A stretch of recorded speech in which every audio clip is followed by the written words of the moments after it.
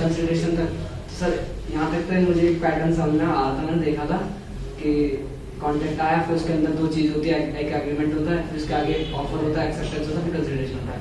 इसके बाद मैंने थोड़ा आगे समझने की कोशिश की थी तो बड़ा अड़चन था। स्ट्रेंजर टू ए कॉन्ट्रैक्ट का मतलब है एग्रीमेंट, दो a stranger to consideration can sue because the consideration can be furnished or supplied by any person whether he is the promisee or not।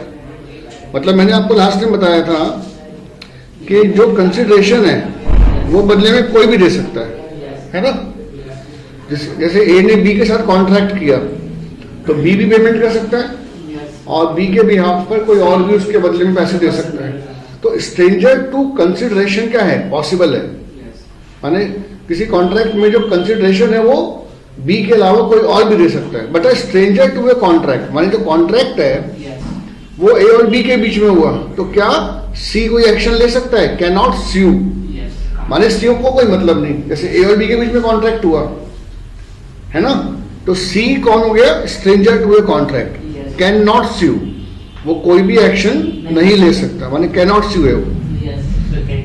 Can not sue माने can't take any action, इसको mark कर लो। Can not sue word जो है ये important है ना, ये can not sue because of the absence of privity of contract. माने कॉन्ट्रैक्ट क्या होता है, प्राइवेटली होता है, किस किस के बीच में, ए और बी में। तो भाई सी को उस कॉन्ट्रैक्ट से क्या मतलब, तो सी कैन नॉट स्यू, सी कौन है, स्ट्रेंजर है। Relationship subsisting between the parties to a contract, ठीक है ना, क्योंकि जो रिलेशनशिप है वो किसके बीच में था, प्रॉमिसर एंड प्रॉमिसी। तो जो अदर पर्सन है वो कौन हो गया, स्ट्रेंजर टू अ कॉन्ट्रैक्ट, वो कैन नॉट स्यू है। एग्जाम्पल अगर हम इसका देखें, इसमें लिखा है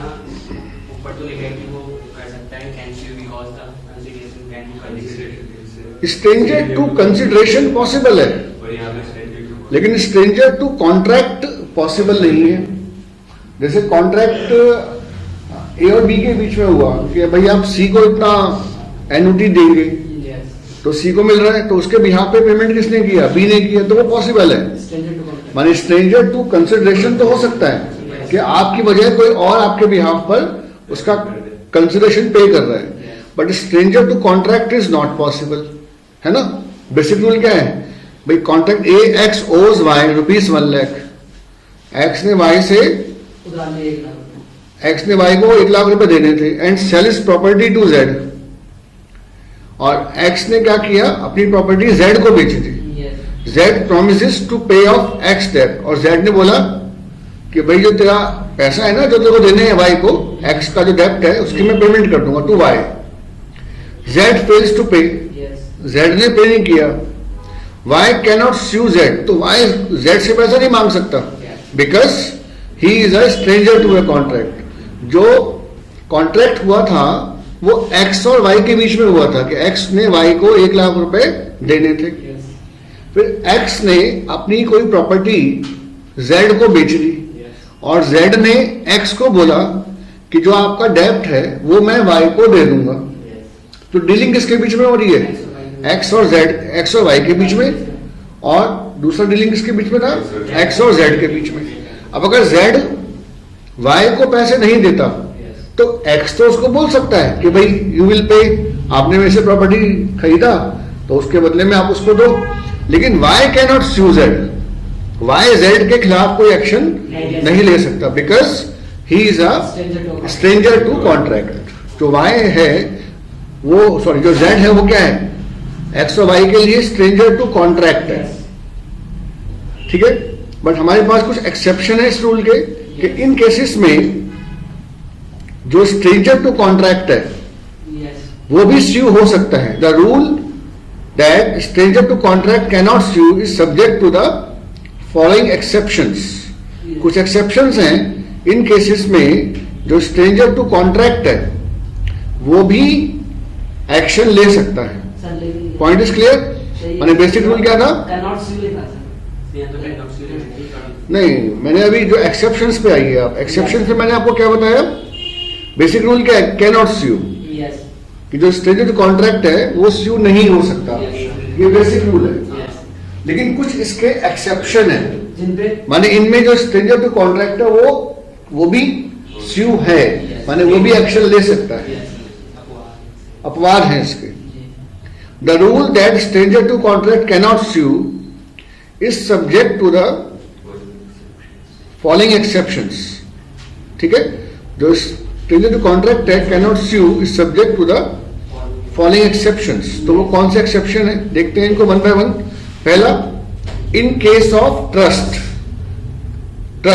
ट्रस्ट का मतलब क्या होता है? विश्वास।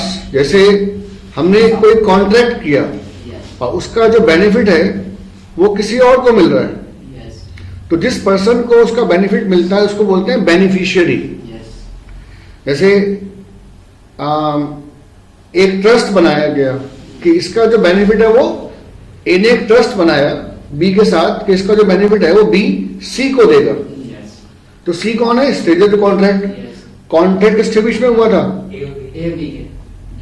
तो जो ट्रस्ट कॉन्ट्रैक्ट है उसके अंदर जो बेनिफिशियरी है जिसको उसका फायदा मिलना चाहिए, अगर उसको उसका फायदा नहीं मिलता तो फिर वो कॉन्ट्रैक्ट में स्यू माना जाएगा। The beneficiary the person for whose benefit the trust has been created. कौन है बेनिफिशियरी? जिसके फायदे के लिए ट्रस्ट बनाया गया था। मे एनफोर्स द कॉन्ट्रैक्ट, माने वो कॉन्ट्रैक्ट में क्या कर सकता है? एनफोर्स कर सकता है कि भाई मेरे को बेनिफिट नहीं मिल रहा तो आप उसका मुझे पेमेंट करो। This is may enforce the contract. कैसे? जैसे एग्जांपल लिखते हैं, X transfer certain property to be held by Y. X ने कुछ ट्रांसफर किया प्रॉपर्टी वाई को for the benefit of Z, और उसका बेनिफिट किसको मिलना था? जेड को मिलना था। जैसे एक्स ने प्रॉपर्टी वाई को दिया कि भाई जो इस प्रॉपर्टी का बेनिफिट है वो आप किसको दोगे? तो जेड, अब जो कॉन्ट्रैक्ट हुआ था वो किसके बीच में हुआ था? एक्स और वाई के बीच में, लेकिन बेनिफिट किसको जा रहा है? जेड को जा रहा है। जैसे सपोज एग्जांपल देते हैं, फादर ने अपनी प्रॉपर्टी अपने सन के नाम की, सन को दी और ये बोला कि आप अपनी मदर को हर महीने एक सर्टेन अमाउंट पेमेंट करोगे, या आप अपनी मदर को हर महीने 10,000 रुपीज का पेमेंट करोगे एज अ मंथली। तो इस केस में जो डीलिंग हुआ वो किसके बीच में हुआ? फादर और सन के बीच में, लेकिन बेनिफिट किसको जा रहा है? जेड, मदर को। तो मदर कौन है? Beneficiary to contract. तो अगर उस बेनिफिशियरी को उसका पैसा नहीं मिलता है तो ही कैन क्लेम, तो Z can enforce the agreement even though he is not a party to the contract. जबकि जो कॉन्ट्रैक्ट था वो उसके कॉन्ट्रैक्ट के बीच में वो पार्टी नहीं थी। पार्टी कौन थी? एक्स और वाई। तो अगर हम कोई कॉन्ट्रैक्ट बनाते हैं on the basis of trust, trust माने विश्वास के ऊपर, और जिसका बेनिफिट किसी और को जा रहा है, तो जिसको बेनिफिट जा रहा है अगर उसको बेनिफिट नहीं मिलता तो ही कैन स्यू, वो क्लेम कर सकता है। मीनिंग समझ में आ गया इसका? इन केस ऑफ फैमिली सेटलमेंट, जैसे फैमिली सेटलमेंट का मतलब है प्रॉपर्टी का बंटवारा हुआ कि भाई प्रॉपर्टी में से किसको कितना पैसा मिलेगा। तो फैमिली सेटलमेंट वाले केसेस में जो और मेंबर्स हैं they can claim the person for whose benefit the provision is made under family agreement में एनफोर्स द कॉन्ट्रैक्ट। मानी यदि फैमिली एग्रीमेंट में कोई था कि भाई आपको भी इसका बेनिफिट मिलेगा और फैमिली सेटलमेंट में उसको उसका बेनिफिट नहीं मिलता, सो ही कैन स्यू। जैसे आजकल रूल क्या है कि भाई जो पेरेंट्स की प्रॉपर्टी है उसमें डॉटर का भी अधिकार पूरा होता है। अब पेरेंट्स की प्रॉपर्टी उसके सन को मिल गई और उसके बाद डॉटर कौन है? बेनिफिशियरी टू कॉन्ट्रैक्ट, क्योंकि as per family settlement property का डीलिंग किसके बीच में हुआ? फादर एंड सन के बीच में।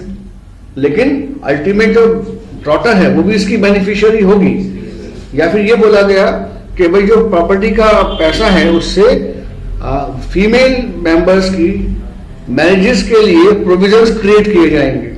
ऐसा नहीं कि आपने प्रॉपर्टी बांट ली है तो वो जो फीमेल मेंबर्स हैं उनकी मैरिज का जो एक्सपेंडिचर है वो हम अलग से निकाल कर रखेंगे, माने वो उनको हम उसको हम फैमिली प्रॉपर्टी में मैरिज एक्सपेंस का बेनिफिट देंगे।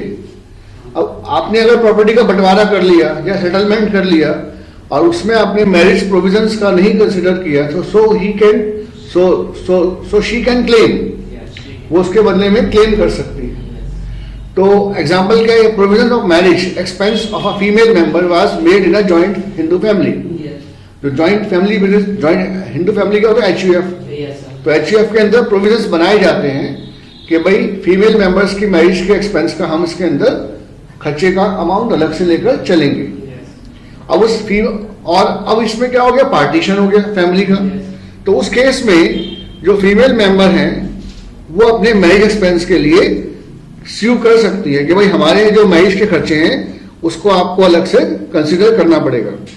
It was held that she entitled to sue. तो फैमिली सेटलमेंट में अगर कोई बेनिफिशियरी है, किसी पार्टी को उसका बेनिफिट मिलना चाहिए एज पर द एग्रीमेंट, तो जबकि वो कॉन्ट्रैक्ट में पार्टी नहीं है तो उसको अगर वो बेनिफिट नहीं मिलता है, उसके प्रोविजंस क्रिएट नहीं किए जाते हैं, so she can claim. Acknowledgement माने मैंने मान ली, कोई चीज कबूल कर ली, दिस इज कॉल्ड एक्नॉलेजमेंट। जैसे तो अगर कोई पर्सन एक्नॉलेज कर देता है कि मैं आपको इतने पैसे दूंगा या आपसे इतने पैसे लूंगा, तो उस केस में उसको वो देना पड़ेगा। जैसे the person who become an agent of a third party by acknowledgement और otherwise can be sued by such third party. जैसे डीलिंग X और Y के बीच में हुई, लेकिन Z ने एक्नॉलेज किया कि जो Y का डेब्ट है वो मैं पे करूंगा, तो ये क्या हो गया, एक्नॉलेजमेंट हो गया। तो अगर Y अपना डेब्ट नहीं पे करता है तो X can claim from Z, क्योंकि Z ने मंजूर किया है। एक्नॉलेज माने मंजूर करना, मानना, कबूल करना। जैसे X receives 10,000 from Y, X ने Y से 10,000 रुपए लिए for paying the same to Z, कि मैं ये पैसा किसको दूंगा, Z को दूंगा। X acknowledges the receipt to recover the amount from X will be regarded as Z's agent. X acknowledges this receipt to recover the amount from X will be regarded as, तो X ने अपने आप को acknowledge कैसे किया कि मैं ऐसा जेट्स एजेंट माने जेट के बिहाफ पर आपसे ये पैसे ले रहा हूं। X acknowledges this receipt to recover. X acknowledges this receipt.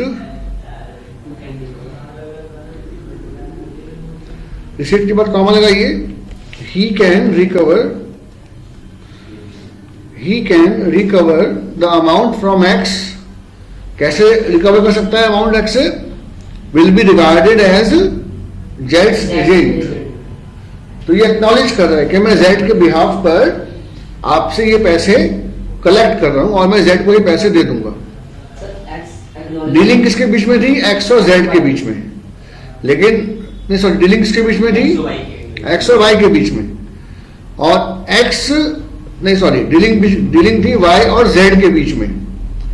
तो वो समझ लीजिए डीलिंग किसके बीच में थी, Y और Z के बीच में, लेकिन जो Y है वो पैसे किसको दे रहा है, X को। तो X को वो पैसे किसके बिहाफ पे दे रहा है, Z के लिए। तो X ने एक्नॉलेज किया है अपने आप को कि I am a Z's agent, कि मैं Z के बिहाफ पर आपसे पैसे ले रहा हूं।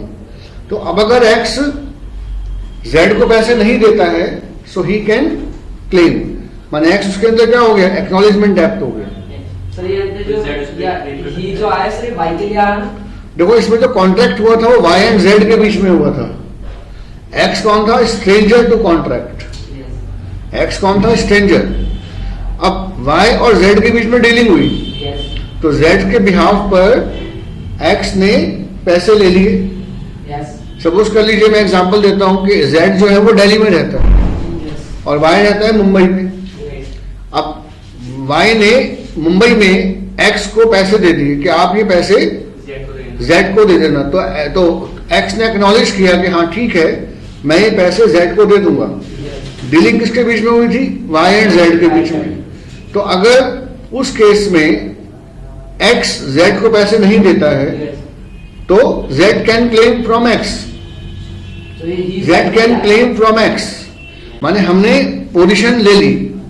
इसका मतलब क्या है कि डीलिंग किसके बीच में हुई थी? Y एंड Z के बीच में, जबकि उस डीलिंग में X कौन है? स्ट्रेंजर। बट यदि X अपने आप को एक्नॉलेज कर रहा है उन दोनों में से किसी के भी बिहाफ पर, तो दूसरी पार्टी फिर उसके बदले में एक्शन ले सकती है। Point is clear? जैसे सपोज कर लीजिए, फिर दोबारा बता देता हूं, Y ने Z को पैसे देने थे, Y ने, और Y ने Z X को पैसे दे दिए, और X ने एक्नॉलेज किया कि मैं ये पैसे Z को दे दूंगा। तो अब ये जो डीलिंग हुई थी पहले Y और Z के बीच में हुई थी। अब अगर Z को X पैसे नहीं देता है, सो Z can claim amount from the X। मेरी बात समझ में आ गई? माने Y ने अपने पैसे X को दे दिए कि तुम Z को दे देना, जबकि डीलिंग किसके बीच में हुई थी? Y और Z के बीच में।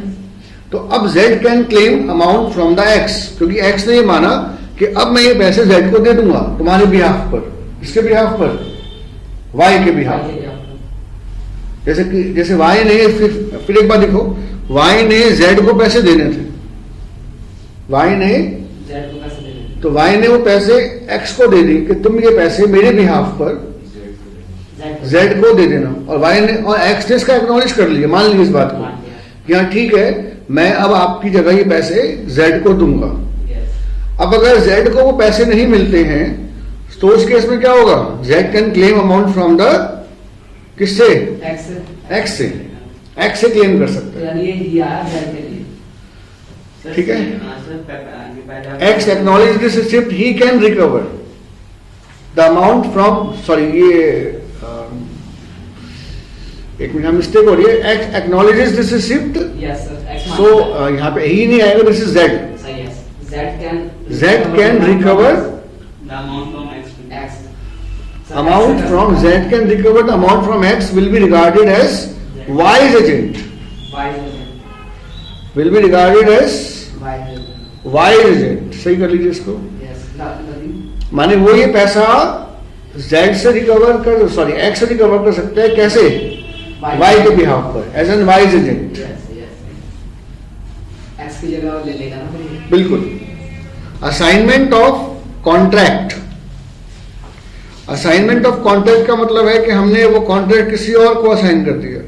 When a benefit under a contract has been assigned to a assignee, can enforce the contract subject to all equities between the original parties to the contract, where the assignee is an insurance assignee of an insurance policy।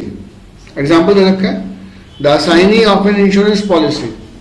Assign का मतलब होता है कि हमने पहले बोला था कि इसका जो कॉन्ट्रैक्ट का बेनिफिट है वो किसी और को जाएगा। जैसे आपने एक लाइफ इंश्योरेंस कराया, तो डीलिंग किसके बीच में हुई? सपोज मिस्टर एक्स ने अपनी इंश्योरेंस पॉलिसी कराई, तो डीलिंग किसके बीच में हुई? एक्स और इंश्योरेंस कंपनी के बीच में। लेकिन उसका जो बेनिफिट है वो अल्टीमेटली किसको जाएगा? जो उसका नॉमिनी होगा।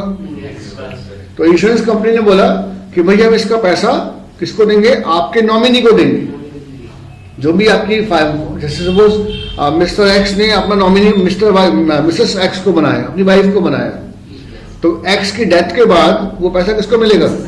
मिसेस एक्स को मिलेगा। अब मिसेस एक्स इसमें पार्टी नहीं है, डीलिंग इसके बीच में हुई थी एक्स और इंश्योरेंस कंपनी के बीच में। तो इस केस में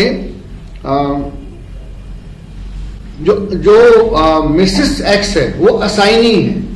क्या बोलेंगे इसको? असाइनी, जिसको उसका बेनिफिट जा रहा है। तो where a benefit under a contract has been assigned, अगर असाइंड किया जाएगा तो द असाइनी, जिसको बेनिफिट असाइन किया गया है, can enforce the contract subject to all equities between the, माने उसी प्रकार से जैसे ओरिजिनल पार्टी उसको क्लेम करती है। ठीक है, जैसे जो पोजीशन ओरिजिनल पार्टी की है वही किसकी हो जाएगी? असाइनी की हो जाएगी। ठीक है, तो अगर उसका बेनिफिट नहीं मिलता है तो वो उसका क्लेम कर सकती है। अब यहां पे 4 बातें मैंने आपको बताई, फिर एक बार दोबारा लिख लेते हैं। फर्स्ट ऑफ ऑल किया था हमने इन केस ऑफ ट्रस्ट। ट्रस्ट का मतलब बेनिफिशियरी को अगर पैसा उसका बेनिफिट नहीं मिलता है सो ही कैन क्लेम। फिर दूसरा किया था हमने इन केस ऑफ फैमिली सेटलमेंट, और फिर तीसरा हमने किया था एक्नॉलेजमेंट, कि मैंने मंजूर कर लिया, कबूल कर लिया कि ये उसका किसी के बिहाफ पे मैंने कुछ कलेक्शन किया है, तो उसके प्लेस पर मैं उसको पेमेंट करूंगा। और चौथा मैंने आपको बताया असाइनमेंट ऑफ कॉन्ट्रैक्ट। तो ये 4 पॉइंट आपके मेन हैं जो हमने इस चैप्टर में डिस्कस किए। ठीक है, बेसिक रूल क्या था? बेसिक रूल ये था कि जो स्ट्रेंजर टू कॉन्ट्रैक्ट है कैन नॉट स्यू है, स्ट्रेंजर टू कंसिडरेशन पॉसिबल है, stranger to contract is not possible. ठीक है, but we have some exception. 4 थे, in case of trust, in case of family settlement, in case of acknowledgement और in case of assignment of contract. ठीक है, तो these our topic क्या था हमारा? ये स्ट्रेंजर टू कॉन्ट्रैक्ट।